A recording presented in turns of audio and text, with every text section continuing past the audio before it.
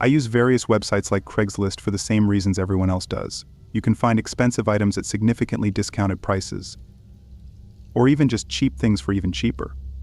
I don't have a ton of money, and using these sites is sometimes essential when it comes to getting things like furniture that's usually really expensive to buy anywhere else. This happened when I was looking around for a dining room table. Ours was really old, and my whole family used it as a place to eat and as a workspace, so it's been through a lot over the years. I went around on Facebook Marketplace and OfferUp, but neither had anything good. Most of them were still expensive, and even when I tried to bargain with a few of the sellers, none of them would budge. So then I went to Craigslist. Around here, I think most people use other sites nowadays, but Craigslist still always had the cheapest deals, though they were still somewhat rare to find. But almost as soon as I opened up the site and hit enter on the search bar, a really good listing showed up. It was a very basic wooden dining table that didn't have much wear on it, and the seller posted it for only $100. Compared to the $400, $500 everyone else was listing things for, this was a steal. I sent a message saying I'd love to check it out and would be willing to pay the full price. He didn't reply immediately, so I just took a break and hung out with my kids until around 7 when they went to their rooms to get ready for bed. I went back to my laptop and found a response from just a couple minutes ago.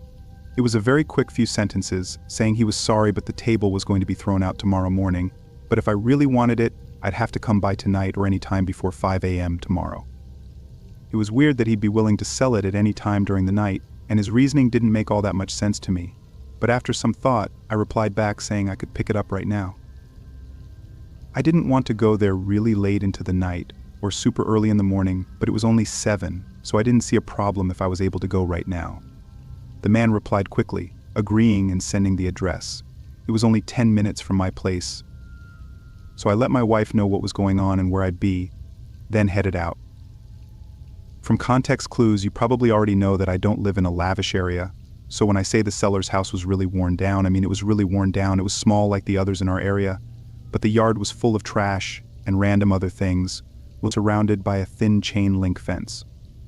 I parked on the side and opened the fence, walking through the yard and up to the door, which was already open. I could hear some people talking and laughing. I peeked inside and gave a light knock on the door. Right away, a man came around the corner and invited me in. He looked like he was in late college, somewhere in his mid-20s. As I stepped inside, though, I couldn't help but notice how disgusting the whole place was. There were beer cans laying around and stains in the carpet. It looked like a really poorly taken care of house where they had probably hosted hundreds of college parties. The man was very laid back, though, casually walking me down the hallway and into the kitchen while talking about how he didn't have room for the table anymore. When we got to the kitchen, there were 2 other men, looking about the same age and standing against the wall, seemingly in the middle of a conversation. Next to them was the table. Somehow it looked almost untouched. I didn't know how that was possible considering the rest of the house. I walked around it and checked to see if it was stable and whatnot, but as I did, the house suddenly went quiet. The 2 talking had stopped and the man selling the table didn't speak either. I looked up, seeing them all staring at me. Did I do something? I asked, looking around at each of them. When my eyes fell on one of the men closest to me, though, I noticed that his pupils were massive, something that only being drugged up could achieve, but what he was on I didn't know. Regardless, in that moment, I knew this wasn't right. Not only was this getting strange, but I didn't want to buy a table that's been in this kind of house and used by these sorts of people. I think I'm going to pass on it. Thank you, though, I said softly. I started walking toward the hallway, but one of them stepped in front of me. He didn't say anything, he just stood there, blocking the way out. Something about the way they were all looking and acting. I could tell that whatever this was planned out, and they likely never meant to sell the table. My face fell to fear, as the anticipation of just standing there, surrounded by these strangers, began to overwhelm me. But then one of them stepped over and whispered something in the other's ear, and they moved aside, still not saying anything. I cautiously walked between them, hurrying down the hallway and out the door. A lot of things went through my head on the drive home. I knew that they were planning something horrible, but what that was and why they ended up letting me go, I'm not so sure of. When I got home, I told my wife, who convinced me to call the police and report it, but they couldn't do anything without anything having happened. So whatever those men were planning, I'll probably never know. I just hope someone else doesn't have to find out.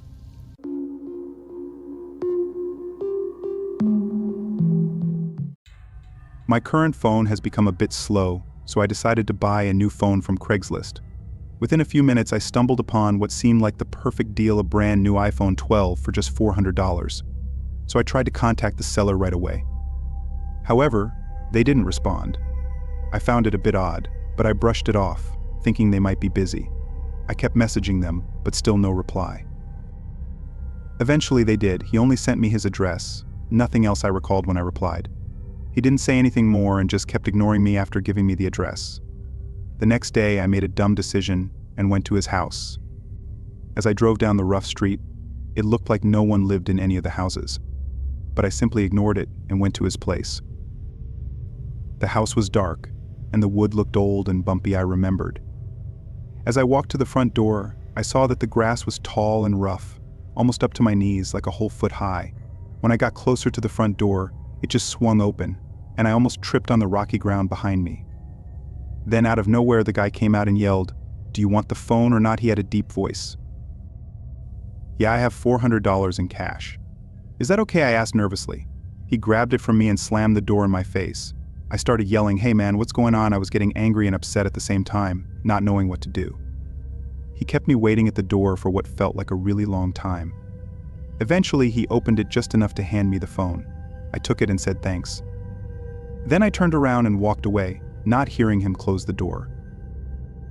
When I started my car, I looked back and saw him still staring at me. It gave me the creeps. So I pushed down hard on the gas pedal and sped off down the street. When I got home, I was too tired to set up the phone, and I fell asleep as soon as my head touched the pillow. When I woke up and turned on the phone, I noticed something odd. I realized it was still logged in with the previous owner's account. Probably the creepy guy who sold it to me, feeling a bit nosy and curious, I thought.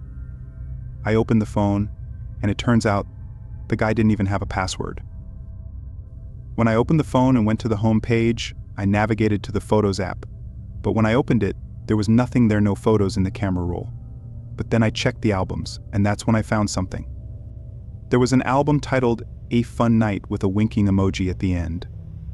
I thought the pictures or videos in there would be really unique, but they weren't. There were only 2 videos. Then I did something I regretted. I played the first video, I admitted. When it started, the screen was black, and all I could hear was the sound of gentle rain. After a few seconds, the camera moved up, startling me. It happened so fast. The camera was facing a car outside, staying focused on it for more than 30 seconds. What's happening, I thought to myself, confused as I sat on my bed watching this video. Then, suddenly, a woman opened the car door and stepped out. I didn't know this woman, and I'd never seen her before. The camera kept focusing on her, and then a man started laughing like a maniac. That's when I froze. I recognized that voice I recalled. It was the same voice as the man who sold me this phone. I wondered, is this video some kind of joke? After the first video ended, I watched the second one. I noticed it was much longer than the first. The first one was 2 minutes long, but this one was 7 minutes. It began with a black screen and the sound of rain, just like the first one. But this time it was in an old warehouse. Around 45 seconds in, I heard faint crying like a woman's. I didn't watch the video, I confessed, because my gut feeling told me something wasn't right. I didn't waste any more time and called the police. I showed them the video and explained how I got the phone. Thankfully, they took it seriously and went to the creepy guy's house. But he was already gone. The house wasn't his. It was just an abandoned house. The police took my phone to find more information. It has been a while, and I still haven't gotten my phone back. So next time I concluded, I should just buy a phone from a mobile shop.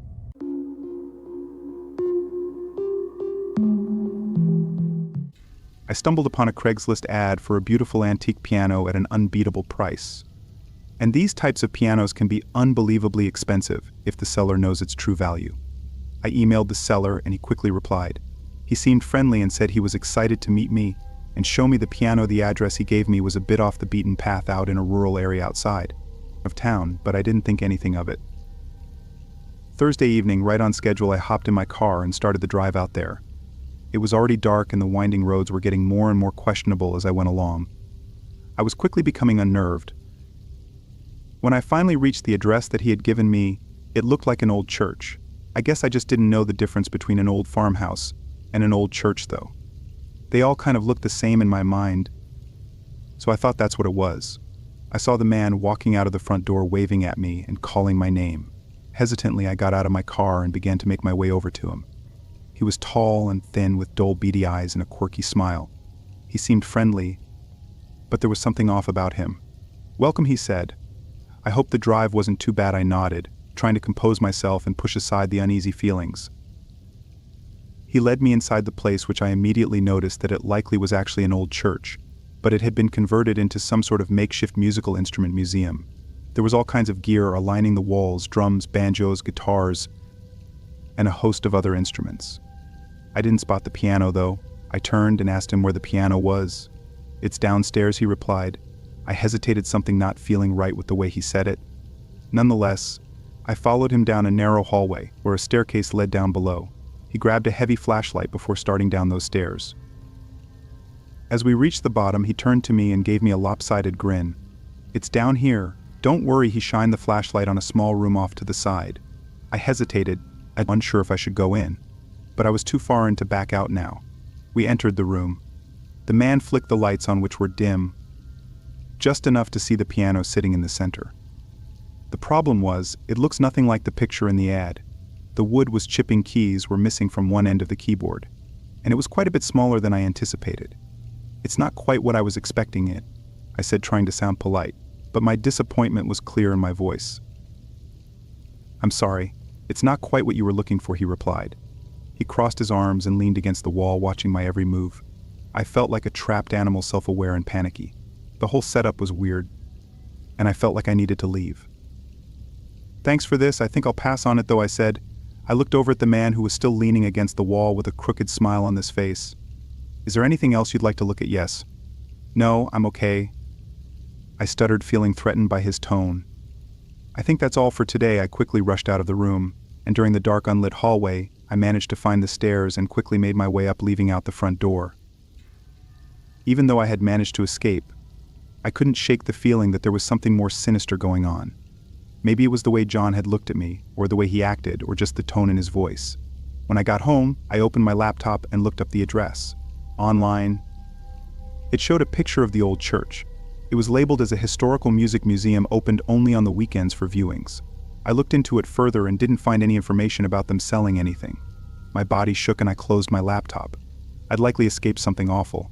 I was already skeptical with sites like Craigslist, but after that I was done. I haven't used Craigslist or even Facebook Marketplace after that night. Because really, when you think about it, you're taking a gamble on your life over some used items. Don't use Craigslist. And if you do, never let your guard down.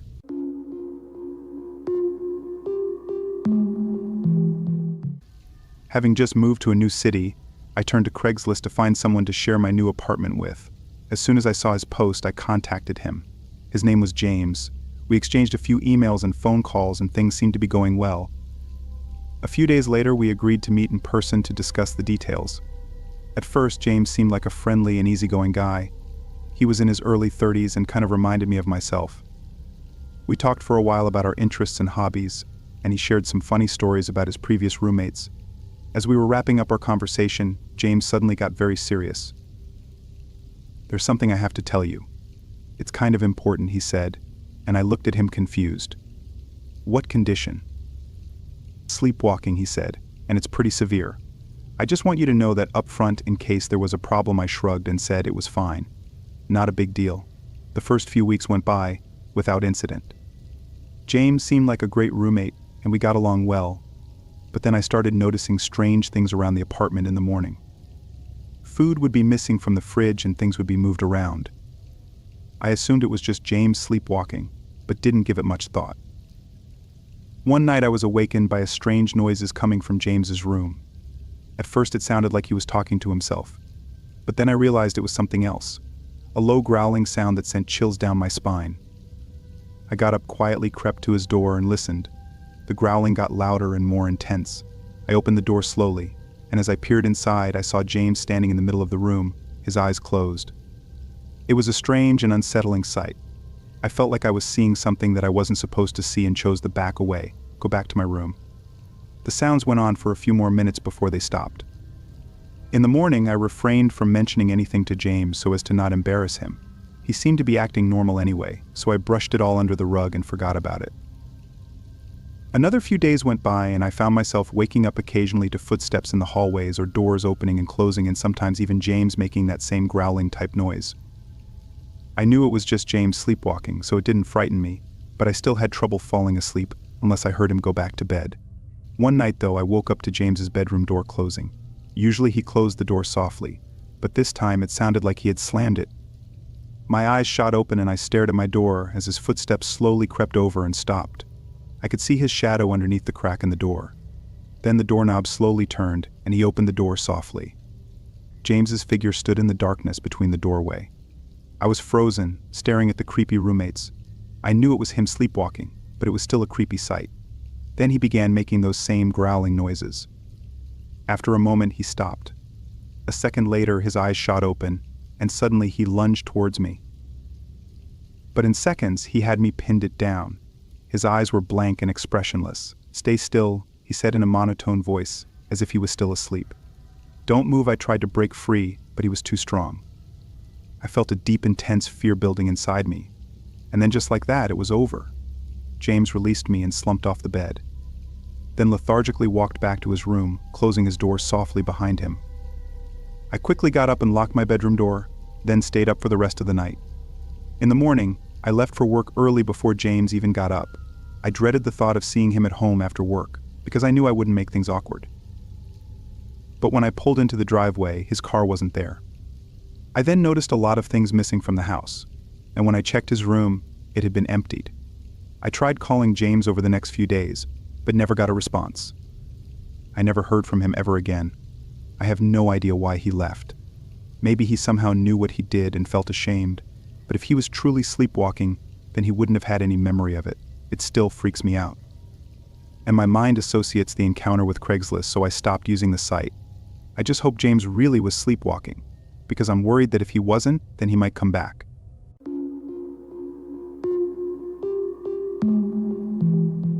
For the past few days, I've been alone at home, just me in an empty apartment. A little while ago, my boyfriend got offered a really good job in another state. We've been wanting to move out of Florida for a long time. So when he got the job, we packed up and left town, even though we had already paid rent for a whole month in our old apartment. I didn't get to say bye to some really close friends, I thought to myself. Since we'd already paid the rent for the month, I decided to return by myself and spend a couple more weeks here. Luckily, my job gives me the flexibility to work remotely or from the office in Florida. So even though the apartment feels empty without my boyfriend, I still have a good place to work and keep me busy. When I said the apartment was empty, it wasn't totally true, I admitted. I had a big piece of furniture that I chose to sell instead of taking with us. So I put it up for sale on Craigslist. But here's where things took a weird turn. I put my address on the post, but it didn't stay up for long. Thankfully, the furniture sold on the same day, which was nice.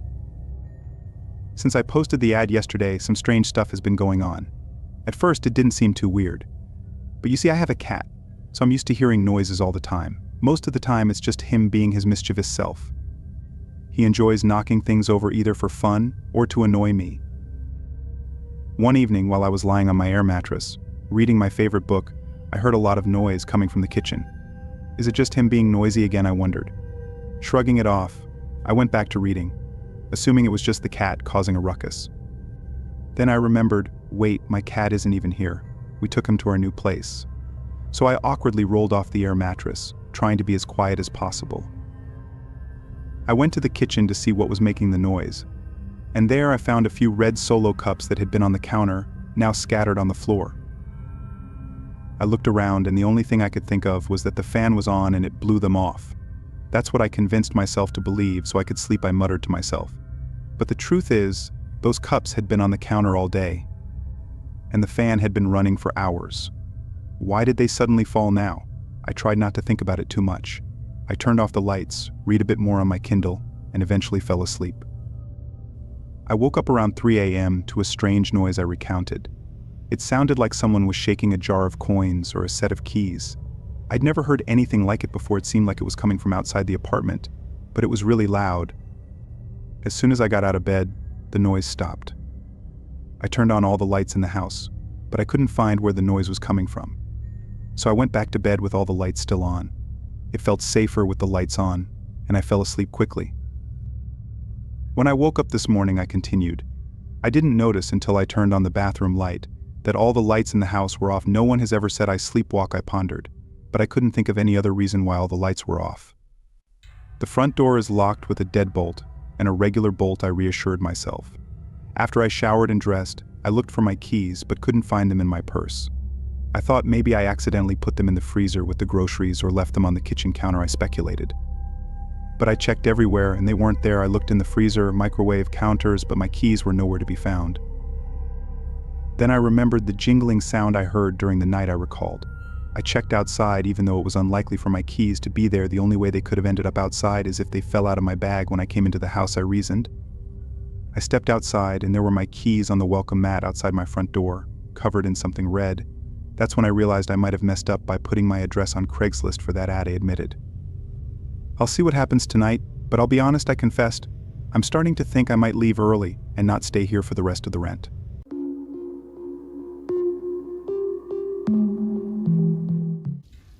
I wanted to move out of my old apartment in a few months and was hoping to get some money to help pay for movers. The shoes were nothing special, but I listed them for generous prices, hoping to get them bought quickly. It was some guy whose email had the name John K in it, and he offered just $5 less than my listing price.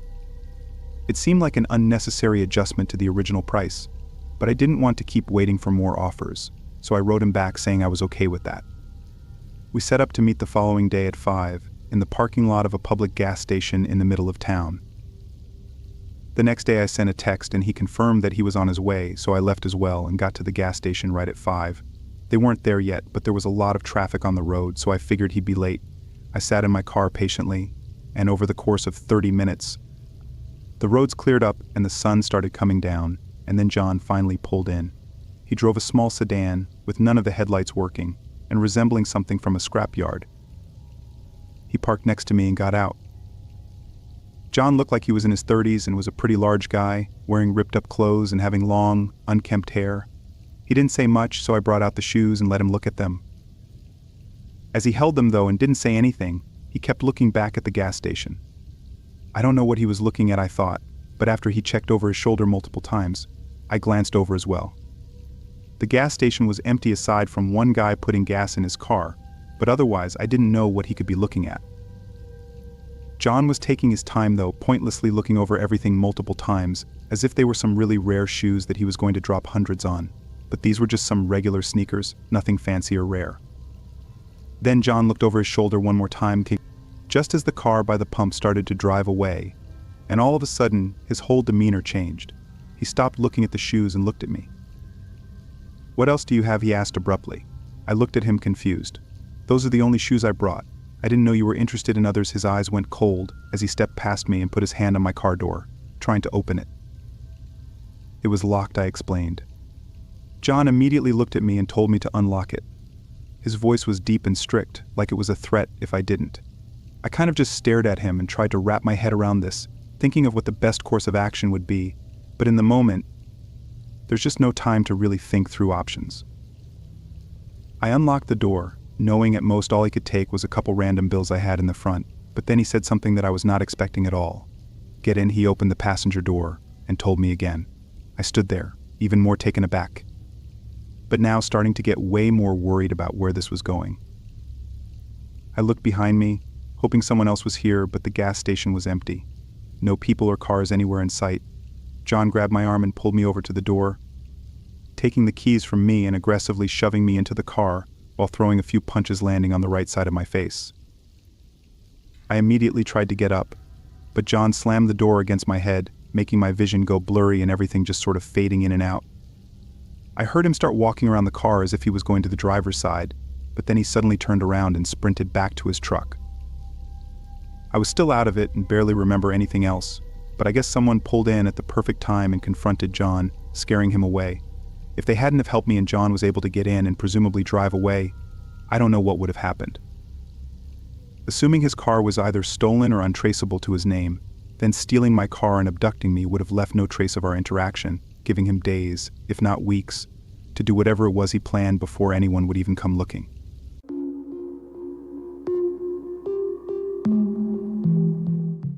I often go for walks around my neighborhood, but this time I decided to explore new territories. So one day I found out there's a park a few miles from my house. The park is really big, with lots of trees and open spaces. As I was walking around enjoying the sights, I reminisced. I spotted the opening of a trail that seemed different from the ones I usually take. It really caught my eye, so without thinking much, I started exploring it. It was getting darker, probably just after 7 o'clock, I noted, and because of that I wasn't planning on going too far from the main path. The park had a rule that everyone needs to leave by a certain time. Also, I didn't want to be alone in the woods when it got dark.